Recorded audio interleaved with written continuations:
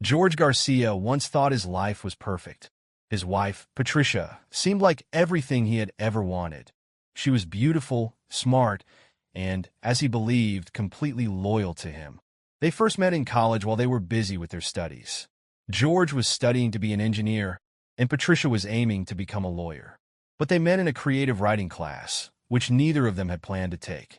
Their last names, Anderson and Garcia, made them sit next to each other by chance. That's when George first noticed Patricia's charm. George wasn't the most attractive guy on campus, but it didn't matter. They instantly got along, sharing jokes and laughter in a serious academic setting. Their chats in class soon led to meetings outside of it. Before long, their friendship turned into something deeper. What started as light companionship grew into a relationship that helped both of them deal with the stress of their studies. Their bond was full of happiness, fun, and a strong physical connection.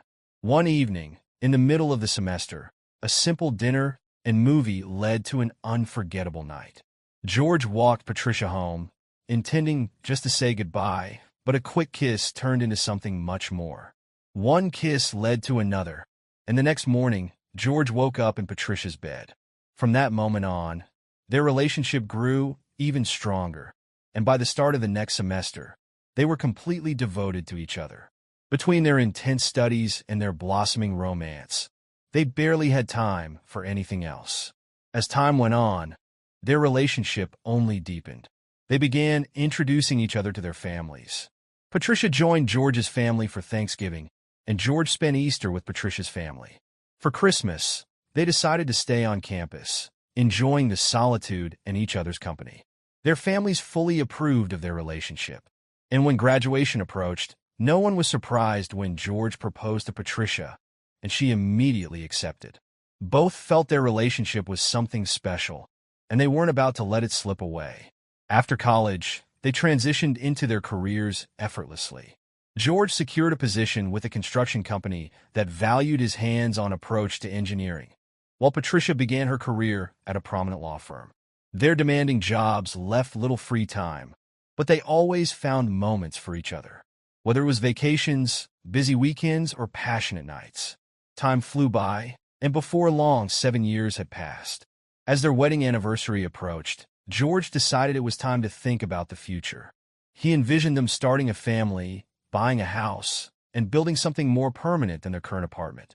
Financially, they were both doing well, and George believed it was the perfect time to plan the next phase of their life. However, Patricia didn't share his vision. Strangely, they had never discussed their future beyond the wedding. They never argued, and Patricia seemed completely happy with their life. She didn't see any reason to change things. Maybe one day she would want more, but for now, she was satisfied with how things were. A few days before their anniversary, George was in the kitchen making dinner. This had become his routine because he finished work earlier than Patricia. He was cooking when Patricia came home and, as if it was no big deal, said something that changed everything. "I have a date this Friday," Patricia said calmly as she walked in. George froze, not believing what he had just heard. He thought he must have misunderstood, so he asked her to repeat it, and she said it again just as calmly. She had agreed to go on a date with a man named Connor, casually adding the affectionate nickname Con as if it were the most normal conversation. At that moment, George's world collapsed. Shock gave way to a flood of questions. "Why are you unhappy? Have you been cheating on me? Do you want a divorce?" His mind raced, searching for answers. How could this have happened? Who was Connor? What had he missed? Their relationship, even their intimate life, seemed so solid. Patricia, seemingly unaffected, answered with a chilling calm. "It's simple," she said, as if explaining something obvious. "I get attention all the time. Even when we're together, you've seen it. Throughout school and university, dating was never my focus. All my time and energy were dedicated to studying and earning my degree. But lately, you've been pushing me more and more towards the idea of settling down, buying a house, and starting a family. So I thought, why not try dating? Besides, there's this really good-looking guy who's been flirting with me. Probably the most attractive guy who's ever liked me." George stood still, shocked. "Well, thanks, Patricia. That's just great for my self-esteem," he said sarcastically. "And what about us? Are you just going to throw me away like an old toy? George, come on, Patricia replied. You know you're handsome, and I love you. It's just something fun I want to try. It's not like it's serious. George felt anger boiling inside him. Well, I absolutely disagree, he snapped. I think you shouldn't be dating other men. It'll destroy everything we've built. Patricia rolled her eyes and let out a heavy sigh. George, I didn't realize you were so dramatic. You're blowing this way out of proportion. It's just one date, nothing special. Deciding not to let her belittle him, George replied, fine. If it's such a minor thing, then I'll go on a date too. Patricia couldn't hold back her laughter. You? On a date? She laughed incredulous. You're kidding, right? You couldn't find a date by Friday if your life depended on it. Her laughter grew louder, filled with condescension. Look, it's easy for women to get dates even if they're not supermodels.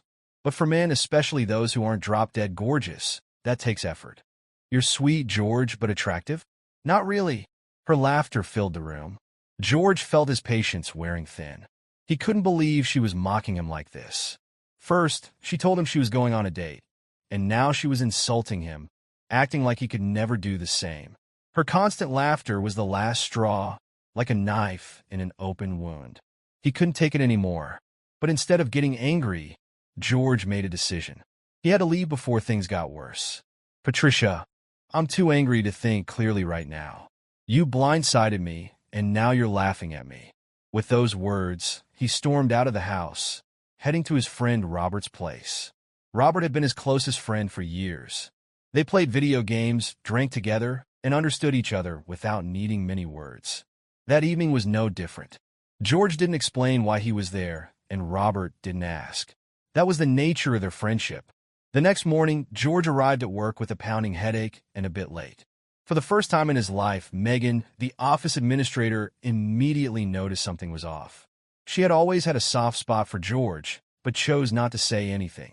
His boss, if he noticed, said nothing either. George was too reliable for anyone to make a fuss over one bad day. That evening, when George returned home, he didn't want to make dinner for both of them, but out of habit, he did it anyway. Patricia came in at her usual time, and as expected, she couldn't resist another jab. Back after your little temper tantrum? She mocked, a smug smile on her face. So, any updates? Still planning on finding yourself a date by Friday? Her words dripped with arrogance. George looked at her, barely recognizing the woman in front of him.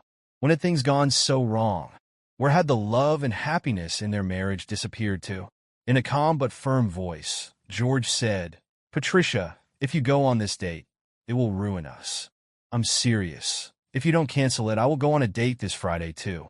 He expected her to brush him off again, but her next words hurt him deeply. Really? And who are you going to date? Megan from your office, she sneered. She's old enough to be your mother, weighs as much as a hippo, married to a man who'd probably kill you if you even looked her way. There are no other women left at your work. So who are you going to date? Maybe you'll ask one of the guys out? Yeah, that'll go over real well. Robert was the last one left. George suspected that he might have a girlfriend.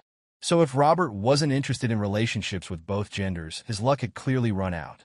Maybe it was time to call an escort? After all, paying for company wasn't really cheating, right?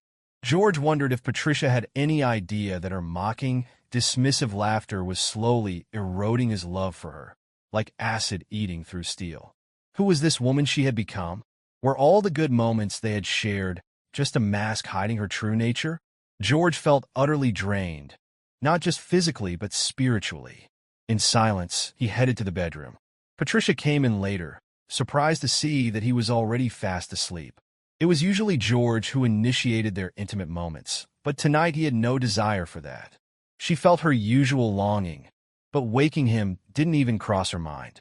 Their physical closeness had always been consistent, especially on weekends, so this sudden distance felt strange to her.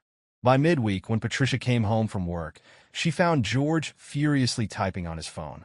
They had always agreed not to use their phones after work, so they could focus on each other during dinner. The food was ready, but George didn't even look up when she walked into the room. A sly smile crossed her face, and she gave a short laugh. Trying to make me jealous, George? She asked sarcastically, her voice full of scorn. No kiss today? Too busy with your Friday night plans? Her tone was sharp as she added, "Who's texting you? Megan? I bet her husband would love to know. Or is it Robert?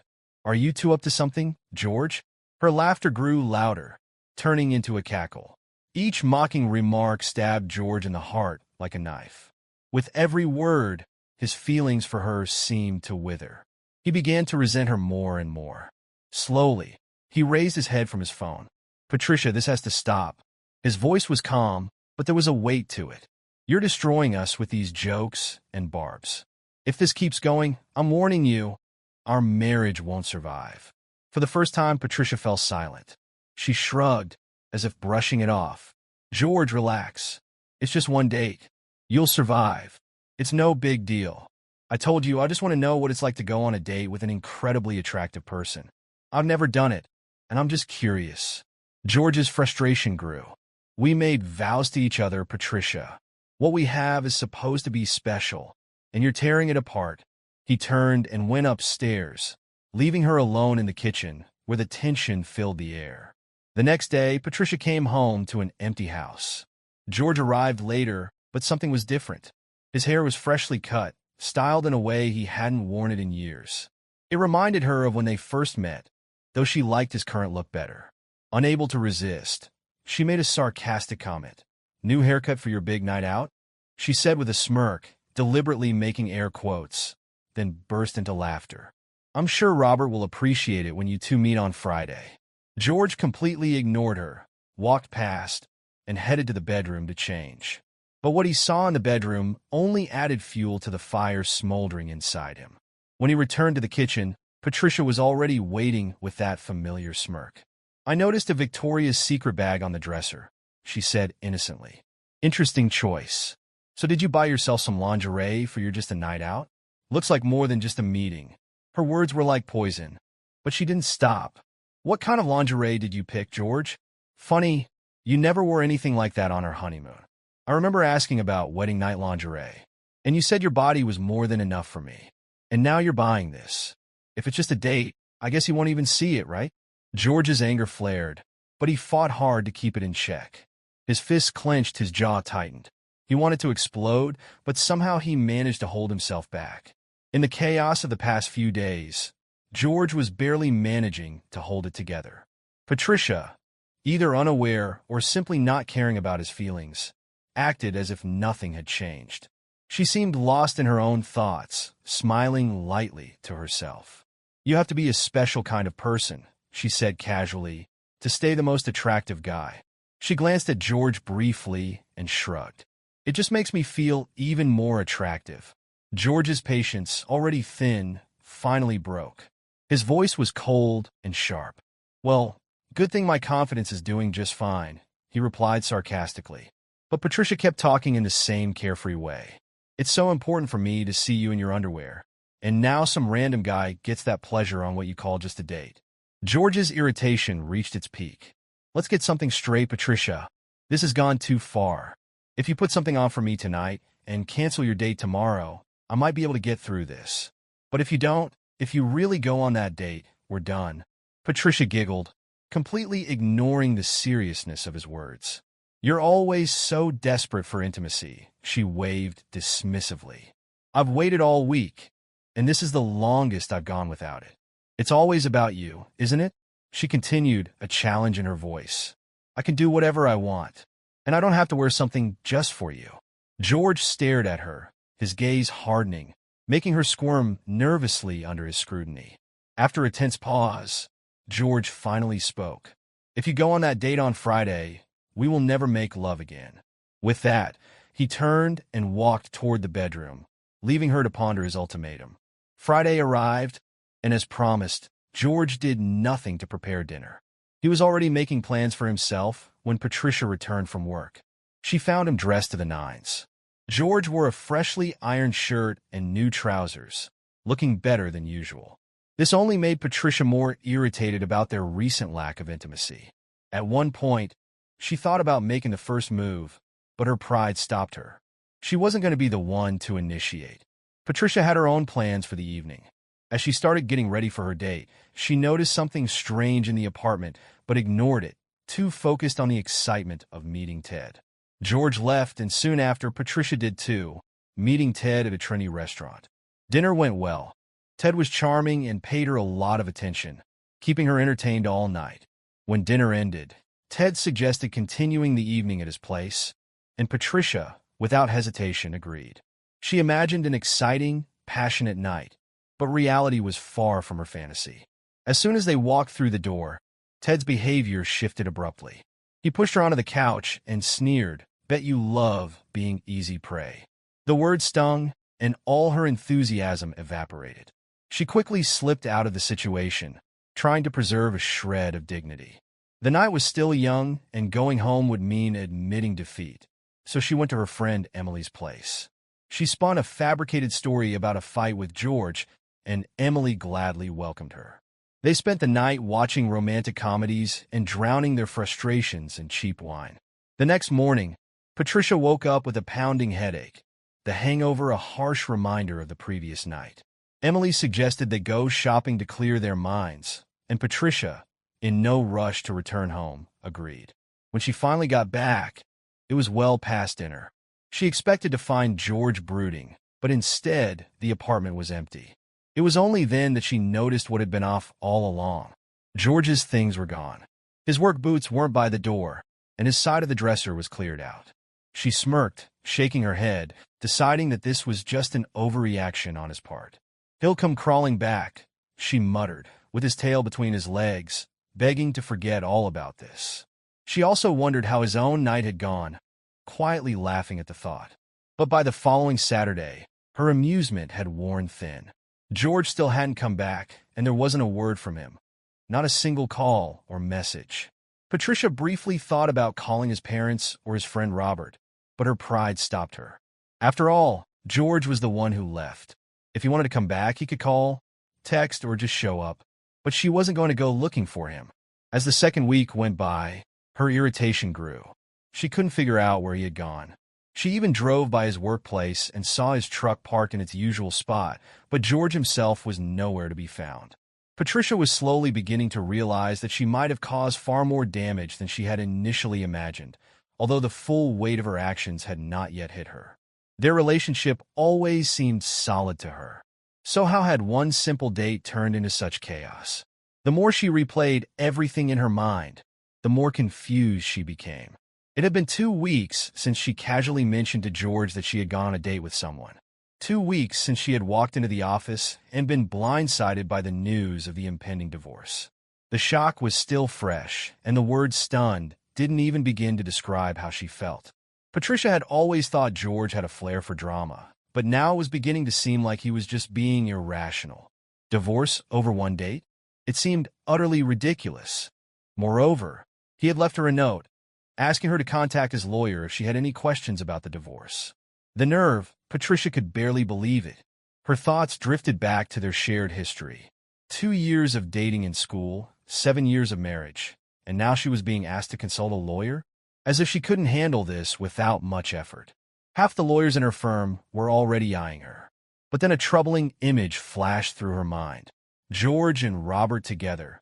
An unpleasant feeling crept into her soul. Could George really be seeing Robert? And even more outrageously, were they planning to get married? The idea seemed silly, and Patricia couldn't help but smirk. What a joke. She put the divorce papers in her briefcase and went home, believing that this whole situation would be over soon. George couldn't be serious about this. He was just trying to make her apologize. But she wasn't going to give him that satisfaction. However, as time went on, Patricia felt more and more frustrated. She ate dinner alone, night after night, in their once shared condo. The silence was getting harder to bear. Eventually, Patricia realized just how much she missed George. She had enjoyed his company far more than she had been willing to admit. Now that he was gone, the void he left was becoming unbearable. A sense of guilt started to stir within her. Maybe, just maybe, she had made a mistake. But admitting that was hard, so she devised a plan. She needed more information, and that meant she had to talk to Robert. Patricia knew where Robert liked to hang out, so she deliberately arranged to accidentally run into him one day. When Robert saw her, his first instinct was to run. He always found Patricia intimidating, but she caught him before he could leave. and they exchanged strained greetings. The awkwardness in the air was palpable, and Patricia could feel the tension. Robert knew exactly why she had sought him out, and it made him uneasy. George had already told him everything, and Robert had no desire to get involved in Patricia's schemes. In his opinion, she should have been begging George for forgiveness for how she had treated him. But Patricia, with all her legal skills, found herself at a loss. Her ability to persuade and argue was useless here. The silence between them stretched on until Robert could no longer hold back. Enough with the games, he exploded, his irritation boiling over. You're here because you want to know where George is and you think I'll help you. Well, guess what, Patricia? Screw you. He loved you, and you treated him badly. You broke his heart, laughed at him, and now you're surprised that he wants a divorce? Patricia blinked, shocked by the anger in Robert's voice, but she still didn't realize that he wasn't going to help her. Come on, Robert, she said, trying to calm things down. This is just a misunderstanding. If you tell me where to find him, we can fix everything. Robert had always gone along with whatever Patricia said because she was incredibly beautiful, the woman of his dreams. And out of loyalty to George, he had never wanted to cause any problems. But now, seeing her true nature, he felt no obligation to be kind. She didn't care about George, didn't care about their marriage, and she had proven that with her actions. He was ready to stop playing her games. Patricia, he said with disdain in his voice, we both know you're not here by accident. You came for answers, but I don't have any for you. George worshipped you, and you threw it all away for a casual fling. He warned you, but you laughed in his face. And now you're shocked that he's moving on? Let him go. Enjoy your pretty boys. He walked past her without even sparing a glance, leaving without looking back. Patricia stood frozen, stunned by his words, but soon brushed off the entire situation. She convinced herself that Robert was no different from the others, just another man trying to seduce her, not worthy of her attention. Yet despite her outward confidence, something inside her remained unsettled, and she felt the urge to talk to someone. But who? Emily was out of the question. Her friend had once hinted she dreamed of having a partner like George. Her parents weren't an option either. They always admired George. In the end, Patricia decided to do nothing. For months passed until a court summons left her with no choice. Reluctantly, she went to a divorce attorney from her firm who specialized in divorce cases. After explaining her situation, the attorney advised her to go through with the divorce. Even though Patricia hesitated and hoped to save her marriage, the many legal questions soon made her realize her position. Have you talked to your husband since he left? The attorney asked.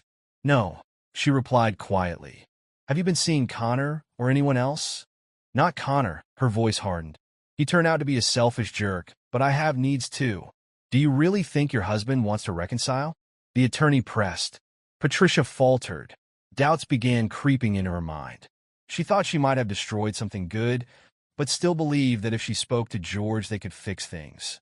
In the end, she agreed to meet with him, though reluctantly accepted the inevitability of the divorce. However, the divorce attorney was puzzled. Was this the same Patricia rumored around the office? The woman supposedly always on the lookout for a new man? Now she seemed completely blind to the fact that George had emotionally checked out long ago. There was no chance he would come back, whether or not he had someone else. Patricia just didn't see it. When the day came, they met in George's attorney's office. Patricia thought he looked surprisingly good, while George couldn't help but notice how worn out she appeared. It was obvious she hadn't been sleeping, had lost a lot of weight, and was clearly under immense stress.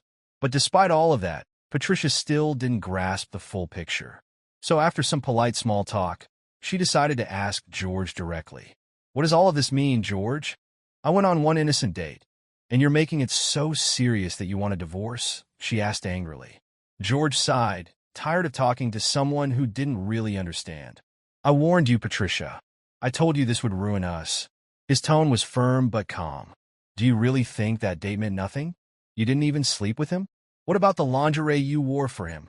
The one you never wore for me? You enjoyed flaunting yourself in front of him, just like you did with the others before him. You humiliated me, made me feel worthless, and I was the one you said you loved? His voice grew slightly louder. No, Patricia, you've always thought only about yourself. What you needed, what you could get. This marriage, it was never about us. And just so you know, that same Friday I went on a date too. It went really well. In fact, I'm planning to marry her as soon as the divorce is finalized. So sign the papers and let me go." George stood up, his words hanging in the air, and he left without looking back. Patricia sat in stunned silence, trying to process what had just happened. The full weight of the situation hit her. She had indeed ruined everything. But it was too late now. She had already agreed to the divorce. And when it was finalized, she left with half of the assets, including the apartment. Years passed. Patricia dated handsome men, went through failed relationships, and even dealt with some health issues. It was only after seeing a therapist that she realized the painful truth. She needed to grow up. By then, she had many regrets, but none weighed as heavily as losing George, the one man she had truly pushed away. Even though she eventually met someone kind and dependable, nothing would ever compare to what she once had with George. This regret would haunt her for the rest of her life. Meanwhile, George moved on. He went on that important date, and by midweek, he wasn't messaging Megan or Robert anymore, but someone else. Megan, one of his colleagues, had never liked Patricia. She was quick to judge people and wasn't afraid to speak her mind. So when George, another colleague, came to work upset after a fight with Patricia, Megan immediately sensed that something had happened. Over lunch, George told her the whole story. Megan liked George quite a lot. He wasn't like the other engineers, not arrogant or overconfident. As it turned out, Megan had a daughter 3 years younger than George. Soon, she gave him her daughter's phone number. That evening, George wasn't texting Megan or Robert, but Megan's daughter, which marked the beginning of a new chapter in his life. George soon learned that Abigail was single and thriving in her stable and well-paid career. Unlike him, she had an infectious smile that could light up any room, and there was no denying that she was very attractive. What mattered most to George was that she happily agreed to go on a date with him the following Friday. His wife, Patricia, was not part of this new chapter in his life. Her absence from this date marked a clear change in their relationship. From what Abigail's mother hinted, nothing stood in their way. Abigail felt that George would be a wonderful partner, and her intuition was right. Soon after George and Patricia's divorce was finalized, he married Abigail. Their connection was real, based on mutual love, and they had a happy marriage filled with passion and deep affection that lasted forever. Second story. I, 26, female, and my husband, 26, male, have been together for almost 7 years and married for 2. We have an 8-month-old son. Life has been tough since having the baby, and I've been all over the place. I also quit my job to stay home with him, and my husband just graduated from grad school this spring, so finances have been another struggle. Nothing like this has ever happened before. The worst he's done is like pictures of girls on Instagram. He's had a secret Twitter account for years that he and his friends mainly use to talk about sports. I was snooping on his phone the other night, which I've always done because I've been worried about being cheated on since day one. I found out he had been messaging other girls' secret Twitter accounts. I messaged one girl, and she sent me screenshots. She even said she felt like he wasn't really flirting, but just lonely and talking to girls online. Apparently, he was also messaging her friend and sent her a picture of his face. When this girl tweeted that she felt 8 months from eating too much, he replied, "I can make you 8 months." When he confessed to saying that, I lost it. We tried for 9 months to get pregnant, and he knows how hard that was for me. I told him to leave him that day. He has shown a lot of regret and keeps saying he will never cross another boundary again and is begging me to stay for our son.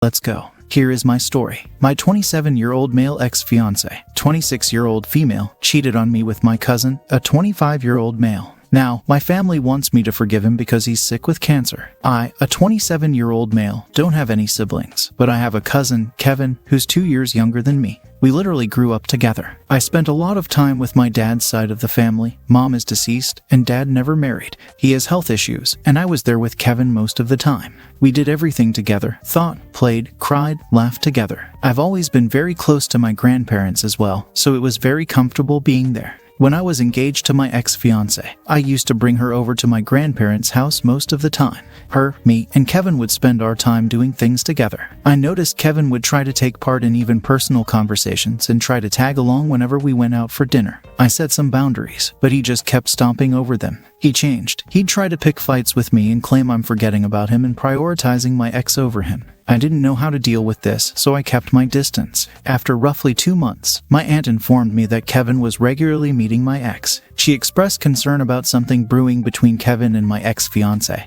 and her suspicions were spot on. It turned out that my ex and Kevin had formed a relationship, and I was completely unaware while actively planning her wedding and distributing invitations. Feeling like a complete fool, I couldn't contain my anger. I abruptly halted all preparations and ceased communication with Kevin and the family, except for Dad, who required my support. It's been over a year now. I heard that Kevin was in and out of the hospital, but I didn't know why until my aunt reached out to me, telling me that Kevin has liver cancer and wasn't handling it well. I drove my dad to visit him once and saw my ex, who's now his girlfriend, there, and I left right away. I kept my distance, and recently, I started getting calls from family members asking, "Did you hear about Kevin?" and telling me the same story. My grandmother called me wanting to arrange for a family dinner on Christmas because Kevin got out of the hospital and wanted me to come, hoping I would solve my issues with him, seeing that I may not be able to do it later. That I refused. She told me I needed to have some empathy and let go of the past because what happened to him was enough for me to let it go.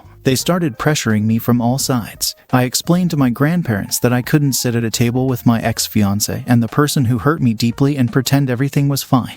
Their response was that I was holding on to resentment, emphasizing that Kevin is family, no matter the circumstances. They justified allowing my ex into their house, siding with Kevin, claiming it was for his sake. Now, they demand reconciliation, prioritizing his sympathy over mine. Feeling deeply wounded, I'm at a loss. I can't fathom sitting with those who caused me so much pain. What should I do? I feel everyone is unfair, dismissing what Kevin did to me. I agree. Perhaps they should consider showing sympathy for what I've endured. That's how I see it too. Wishing the best to Opus. Now for the comments. Story 1 update. I'm sorry, but if you shoot yourself in the foot, it doesn't matter if you get cancer, you still have a shot foot. Your cousin chose to betray you by getting involved with your fiancé. And the repercussion of that is that he doesn't have a relationship with you, cancer or not. I feel like if you're stable to justify it yourself and be able to live with your own choices like you not being around your skank cousin and ex-fiancé, then stand your ground. I'd do the same thing, and frankly, I'd go low contact with the rest of the family that thinks it's cool to minimize my own trauma because he's family. Oh, he's family. Family doesn't betray you like that. Totally agree. Someone getting sick does not change what they did when they were healthy. If you want your family to be there for you when times are tough, maybe don't do terrible things to those family members. Stand your ground. Your hurt is real and valid, and you're allowed to feel it. Set boundaries around it. His cancer wasn't some karma for betraying and hurting you. It has nothing to do with his or your ex's despicable behavior and treatment towards you. It is not an apology to you, and of course, does not change your feelings about what happened. You are absolutely not obligated to forgive him just because he has an illness. Your family is absolutely being unfair and dismissing your feelings. Call your granny back and tell her if she continues to pressure you to attend this family dinner, she will lose 2 grandchildren because you will go no contact with her and anybody else who thinks this is a good idea. Kevin is free to attend with your ex, and the family can rally behind them all they want, but you were betrayed by the 2 closest people in your life, and while you're sorry Kevin has terminal cancer, you cannot pretend the betrayal didn't happen.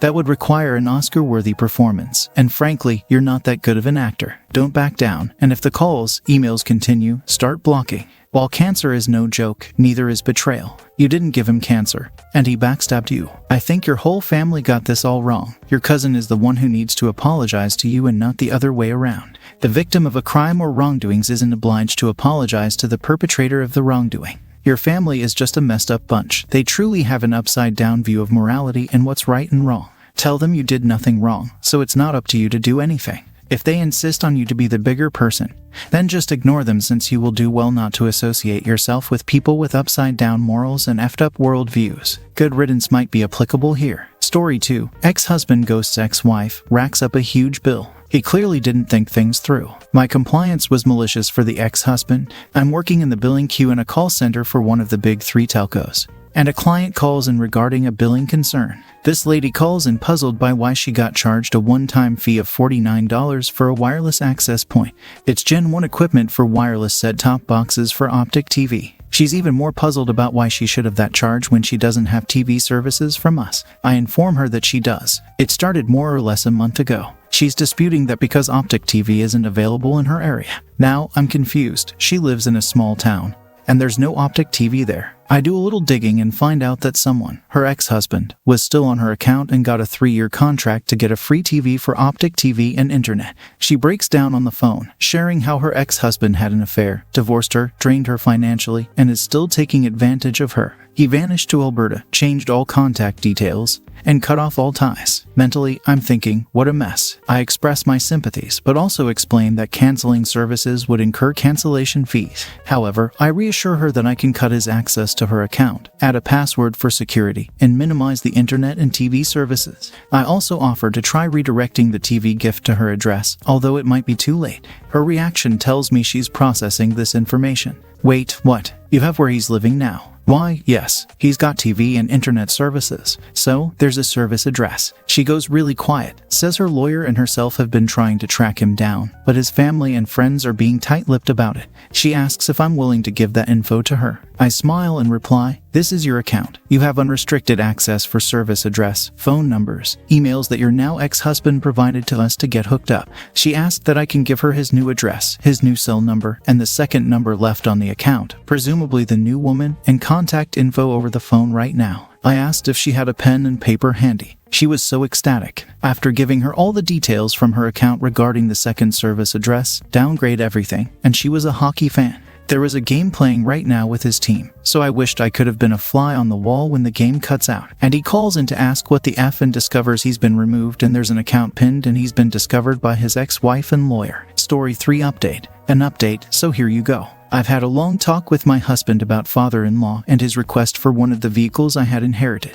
I showed him my original post, and he got a good laugh out of some of the suggestions, especially the toy car. We have agreed that the only way to handle his constant hints and requests is for me to draft an email to him for reference. Father-in-law often sends me demanding and rude emails when he feels unheard. I won't send the email until probate is finalized, and I aim to make it as polite and civil as possible. The email's main idea is, I understand you've been requesting my husband to gift you one of my uncle's vehicles. Unfortunately, you've reached out to the wrong person. I've mentioned before that certain matters are private between my husband and me. The vehicles you keep inquiring about belong to me. Hence, I've decided to sell them at a fair market value. The proceeds will be evenly split into savings accounts for my daughter's futures. Buyers for the vehicles are arranged, and pickup times will be organized soon. I hope you understand my commitment to securing my children's futures, as my uncles would have wished. I'm contemplating whether to sign it as my husband's wife, but I'm uncertain at the moment. Thank you to everyone who commented on my previous post. Your support meant a lot. I was torn on whether I was too sensitive about this. Your encouragement was fantastic. I hope this email puts an end to this covert request, at least on this matter. My husband fully supports me and has no issues with my approach. Story 4 update. My 23-year-old female fiancé, 27-year-old male, actively chooses his mom, 63-year-old female, over me. Original post. My fiancé and I started seeing each other 2.5 years ago. We met in college, and it immediately clicked, but we stayed close as friends for an entire year before starting to date. After a couple of weeks of regular talking, he asked me to join him and his mom for a coffee since we coincidentally met in a store. I met with them, and she knew a lot about me up front. I didn't think much of it since I also told my mom about meeting someone great and described a few details. It was then that I realized that he still lived with his mom. Being 24 at the time, still not a big deal since we all didn't make much or even any money during college. Only after we actually started seeing each other officially, I noticed that he has a strangely close relationship with his mom. He jokingly said a couple of times that he would always choose her over me, but I can see myself as a guest in their home. Then he almost always took his mom to the places we discovered together to show her how cool it is. And we have very little less exclusive places. A few months ago, I had major troubles in my shared flat and needed to move out rather quickly. He then offered me to move in with them, which I gladly took since my family lives too far away to still continue my daily routine. I never had a real close relationship to either my dad nor my mom. Therefore, I tried to be extra understanding and careful about that and tried to tolerate as much as possible since I really don't know how a healthy parental relationship should look like. But there were a few things that were just too much. They have their ritual of going out for lunch and coffee every Saturday, and I was always welcome to join them once. I was sick, and he mentioned that it was so cool to have an off day. I was hurt and even told him before they left, and he shrugged it off by saying he was joking. His mom added, "Can I get hugs and kisses from you, sweetheart? I miss this since I don't get them since her fiancé moved in with us while I was standing right next to them." A few weeks ago, he encouraged me to start an off account together since it would help us build our future. I asked him if it was to finance the wedding, but he said that it wasn't only for that but also for his mom to go to university again just for fun. Just because she feels like entering a course out of curiosity, which costs a ton of money. Not to forget about the Birkin bag that he wants to buy her from the money that we make by selling mostly my body. This would be a rare occasion where we would be intimate since he doesn't want to have sex while his mom is at home. So we basically wait like teenagers for her to go out with friends. I get more and more frustrated. Last week, I received an offer for a scholarship for my next education, which is going to be the most expensive one so far. The conditions are that I sign up for the 5 following years after graduation to work wherever they need me within the country I live in. If I manage to complete this, I get 80% of the paid tuition fees back. This would be when I'm 29. And my fiancé is 33. After telling him if he'd be willing to move out of the city to the countryside, he quickly said that I can find my own place and he'll stay with his mom in the city. And today, my possible final straw happened. We both had a rough year and planned on going on a vacation together. It was never in the picture that we would take her with us. She came into our room and asked if we plan on taking the car to our destination or go by train. He was stumbling around with the words, and best he came up with was we plan on taking the train, but if you want to come with us, I'll drive you. Of course, he understood that I was upset and went for a walk with me alone and apologized for the mess she created. She meant well by raising him as the cool parent and trying to prevent him from being emotionally scarred. She then admitted that he is way too attached to her and is amazed how I still keep up with her. Then told me that she is softly trying to check him out since she is still paying for most of his living expenses and that she wants to enjoy her recent retirement. She also told me that she stopped the extensive hugs and kisses back then after he reached a certain height where he dug his head into her breast. And it was the moment she realized that she had to ease things out. I am actually still grossed out by certain details of his mom and my combo and fuming about the fact that she is now officially invited to join our planned city trip today. I'm heavily questioning if I want him to be my future husband. How can I help him start his own life, our life, if it is worth the fight, and if someone has similar experiences and how it resolved? Thanks from an only child out of a cold, more distant family structure. Update, Story 4. After reading all of your advice and talking to my therapist about how to approach it the best way possible, I made the decision to sit them both down at a table and express how their behavior is inflicting me, my mental health, and everyday life. Right after finishing my monologue, his mom tried to tell me how this form of living is actually normal from an evolutionary biological perspective and tried to compare us 3 to wolves and their packs but didn't bother to mention apes once. Then she went on how we're doing good economical and environmental work by sharing a flat and that we could make this work somehow. She genuinely wanted to save the situation, but honestly made everything worse by that. They both know that the scholarship I previously mentioned was to become a doctor. Therefore, I just sat there and grinned as I said to her face how enlightened. I'll leave this apartment knowing I am now one step closer to learn about the real biological evolution and how this living condition is nothing but vile and mental. My fiancé wanted to sit down with me alone after and was willing to put everything behind in order to keep me. I know this sounds exactly what I originally wanted, but I just know from being his best friend, girlfriend, and now fiancé that he is not ready for that right now. I left him the business card of a highly recommended trauma therapist that is specializing on CPTSD patients that experience trauma within their family. I'll offer to drive him there and pick him up in order to be able to decompress the silence in the car, but he'll have to do the therapy all by himself. He immediately agrees since he saw how serious this situation was and called the therapist right away. They'll start to go to trauma therapy from next week on. We didn't inform his mom on that since this situation has already messed up enough. Still, I made up my mind that this is not a life worth living. I'll take the scholarship and go to med school. My fiancé and I called it quits today and have broken off the engagement officially. We still love each other but agreed on that it's best to see what time and therapy can change. It's a 4-hour drive and my fiancé always will be welcome, currently not as my romantic partner, but hopefully as my dearest friend. Thanks to all the Redditors that took their time and managed to get me back on track. From the general vibe in the previous comment section, I feel like this can be considered a happy ending. That's the story. If you liked it, please support us with a like as well as subscribe to our channel. Write in the comments what you think about the story. Thank you for being here with us. There's a very popular venue in my city that you must book a year and a half in advance, at least if you want a good date. I put down a non-refundable deposit on the venue about 1 year ago. My ex-fiancée had her heart set on that place and had her wedding pictures done there. I would have done anything to please her. She did not reciprocate. In fact, she had intimacy with her ex about a month after I put down the deposit. I tossed her and her crap out of my house.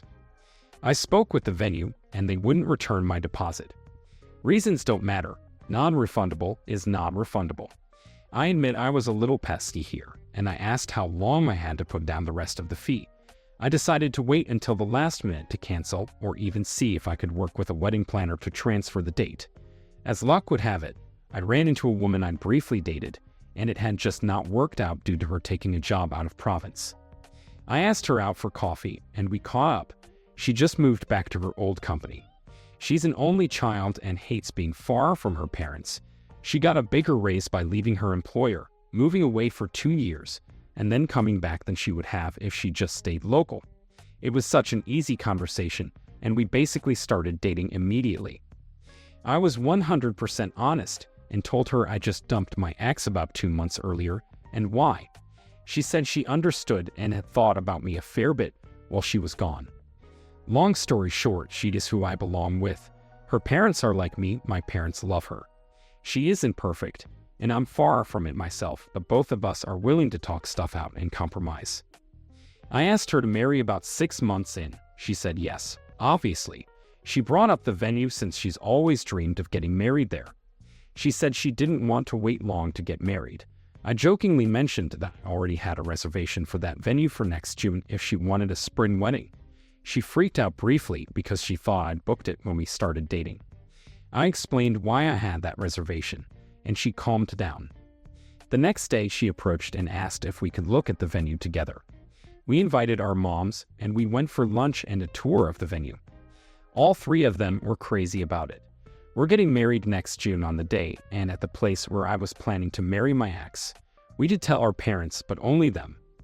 My ex found out about my engagement. We still have mutuals, and she lost it. She started to contact me about how I was trying to hurt her by doing this and how I'm so petty. I blocked her on anything she contacts me.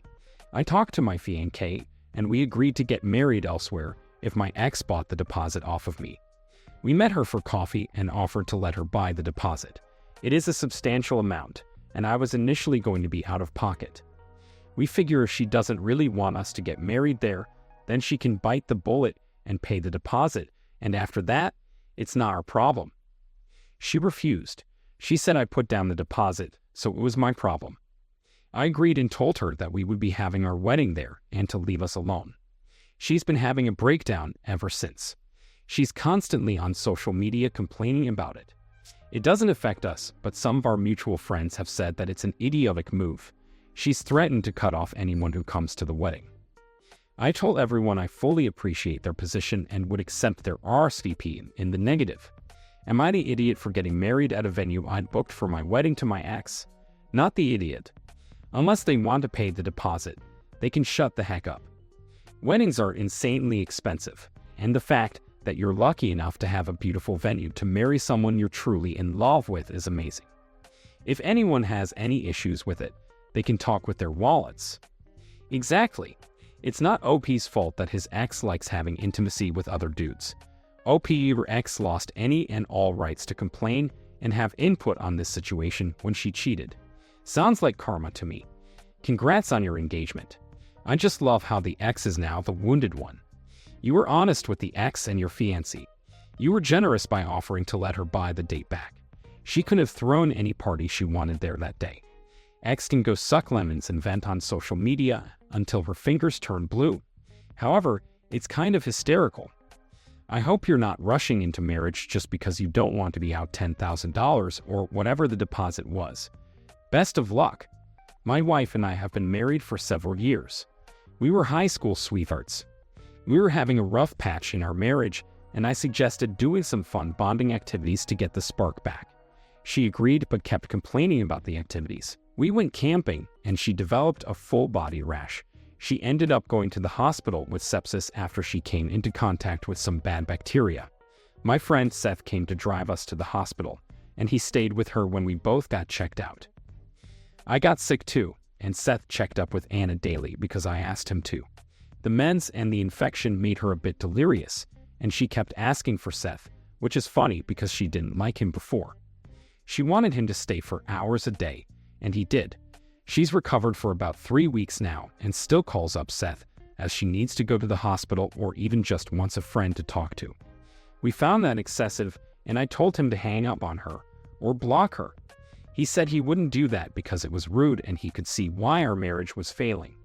That was really uncalled for, in my opinion. Am I the idiot? I was just offering suggestions. Edit. She tripped and cut her leg. We tried to wash the wound out with water, but I guess our filtered water bottle didn't do the job. You've got to be kidding with me, this one. When I read that she was complaining about camping, I thought, okay, I can see that would be annoying since you're already camping and don't want more complaints on top of it. But when I read she was hospitalized with a full-body rash and sepsis, which could have killed her, dude, I agree with Seth. I can see why your marriage is falling apart. Hint, it's you and you are the idiot. Great way to get tetanus.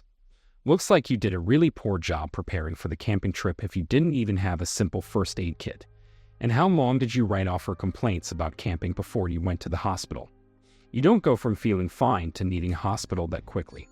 How long did you write off the rash before taking it seriously? This isn't a tale of oops, all Seth. Now, this is a tale of neglect until someone actually cared about her. Sepsis is no joke, and it's disturbing how OP seems not to care about his wife's health. Paul, your marriage is most likely over. Your wife almost died. Seth was there with her, you weren't. They bonded over the experience. She prefers his company to yours. Oh, I wonder why. And here you are doing your best to destroy their friendship, not to improve yourself, not to work on your relationship with her, not even communicating with her. No, just going behind her back and trying to destroy the relationship which you see as competition, no matter what impact that might have on your wife. Yes, I see why your marriage is failing. You are not going to save it by isolating her from other guys. My 27F cousin, 26F, and her fiancé, 26M, are supposed to get married around spring. They've been engaged for 2 years. Cousin has been living with her since she was 3 after her parents passed away. I love her dearly as my younger sister, and I support her in many of her decisions, except for this marriage. I feel like my cousin is rushing into things and ignoring that they're not financially stable. Neither of them has a job, and while she's in a PhD program, they're living off some of her research funds. It's not enough to make a living. They're currently residing in an apartment that his parents are paying for. To be fair, I never approved of their relationship even when they were dating, and I haven't softened up on him yet. I've been vocal with her about wanting them to break up the relationship, and now they're engaged. I find him obnoxious and rude, and he's made some unnecessary comments that still boil me.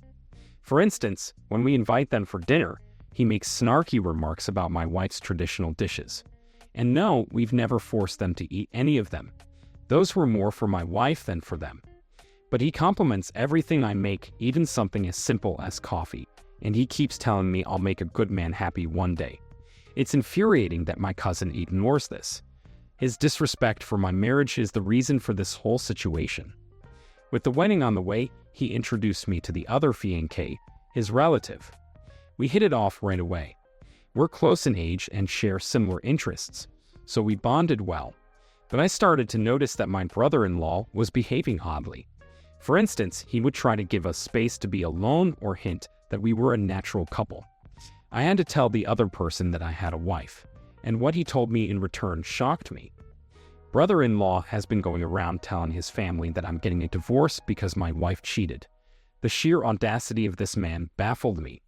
I left and withdrew my funds without saying a word to anyone. After cooling down, I informed the couple, my wife, and my parents of what I'd done and why. My cousin called me crying and begging for the funds, but I told her no. If she can't afford a wedding, then don't have one. My brother-in-law has resorted to calling me names and is getting his parents involved in it as well. My parents are okay with it as it's my money, but my wife, although she's angry with what brother-in-law did, doesn't support my actions. She's worried about my sister, whether I withdrew the funds or not, They wouldn't get married and stay family with us, which would only cause a rift with my sister. While I understand her point, I don't see why I should support the marriage of someone who doesn't respect mine. So am I the idiot for withdrawing funds because my future brother-in-law slandered my marriage? Not the idiot. He sounds awful, given how repeatedly disrespectful he's been.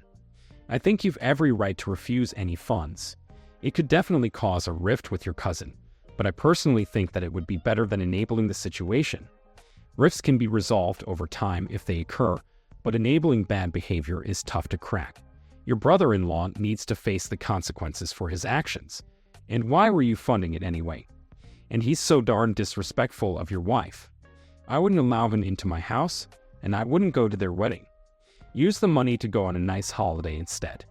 This man is abusive and really, really dumb. He let his color show too early. He should have waited till you paid before he so grossly insulted you.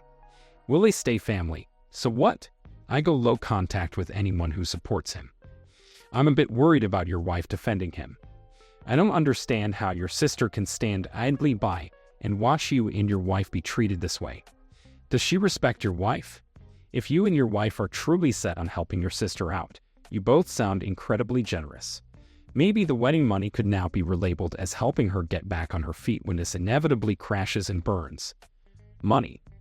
One of my brothers adopted a tween boy 20 years ago, my nephew, who we'll call Kyle. Kyle was fine at first, but then he started acting out. He yelled at us and told us we were not his family whenever we tried to talk to him or include him in something. Once, when he was 16, I invited him to watch a movie with me, and he started screaming at me to leave him alone, telling me I wasn't his uncle and never would be. This continued in his 20s, and once he was 21, he went no contact with all of us and asked us to leave him alone. Later, we heard he changed his name and surname because he didn't want to be considered one of us. I must admit that these last years without him have been really nice and drama-free, and we all enjoyed it. A few weeks ago, Kyle decided to reach out to his parents, asking to be a part of the family again, which is cool, I guess. The problem is that he'll hardly talk to any of us or even answer any questions when we try to talk to him. It's exhausting, and I'm so sick of this behavior. I just wish he'd leave again. He's always sulking in a corner, and not talking to anyone is considered an effort now. Even his parents are tired of his crap. So a few days ago, when we were all together, we wanted to take a family photo. We took a photo with all of us, and then I asked Kyle to step out of the pictures so that we could have a family picture without him. Of course, he started yelling at me and calling me names, but he's made it clear multiple times that he's not one of us, and I just wanted a picture with my real family. So I'm an idiot. I'm 27 female recently returned home from studying overseas. During that time, my half-brother Derek, 36M, married Lily, 26F, and had my nephew, a young toddler. For your information, Derek's maternal family is wealthy. He's currently the head of their family business. I'm currently working for Derek. Call it nepotism, but Derek gets a loyal, capable worker, and I get fantastic pay, which is totally a win-win. Lily is from a lower income background. She used to work as a nurse before meeting and marrying Derek. After the birth of their son, her health plummeted, and she and Derek thought it best. She was a stay-at-home mom.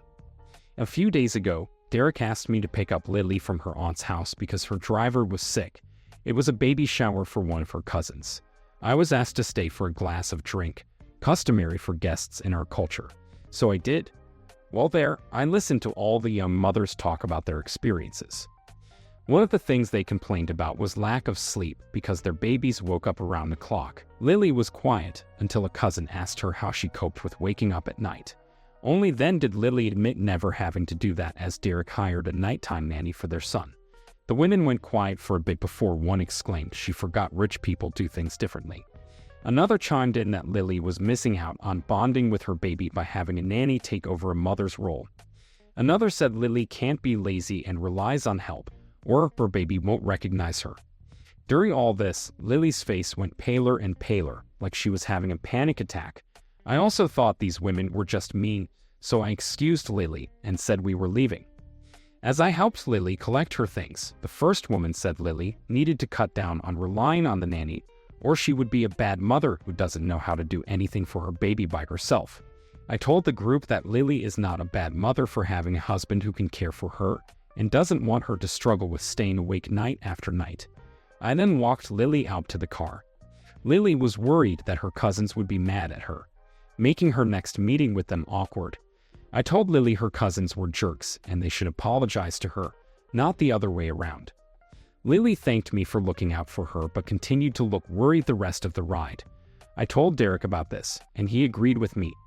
Still, Lily did look really upset. Am I the idiot? Not the idiot. Those women were just mean. Even if their suggestion came from a good place, they could have been much gentler about it. As it is, it just seems like they were jealous of Lily's fortune and wanted to fill a mind with doubts and worries. You were a wonderful Cayenne in a shiny car for your sister-in-law. Oh, they're jealous of Lily. I'm jealous of Lily. I would have loved a night nanny when my children were younger. If anything, it will help Lily be a better mother than she would be because she's well-rested. The family is jealous, as I am, but I think most of us would have had better manners and just be happy for her. You go, girl. Have Lily's back.